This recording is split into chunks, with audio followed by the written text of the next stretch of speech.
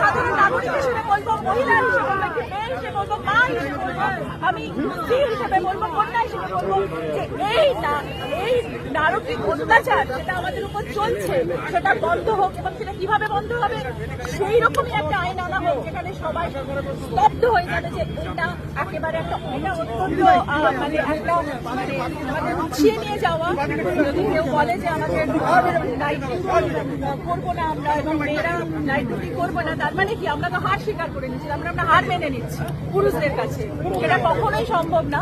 এমন কোনো দৃষ্টান্ত তাহলে একটা কাজ করে তো ছেলেরা ভিতরে থাকুক, মেয়েরা বাইরে কাজ করছে, তাহলে সেরকম কিছু করতে হবে। এমন একটা কিছু করতে হবে যেখানে মেয়েদের রাইটস গুলো টোটালি প্রিজার্ভ করতে হবে, মেয়েদের রাইটস গুলোকে টোটালি আমরা এক্সারসাইজ করতে পারি।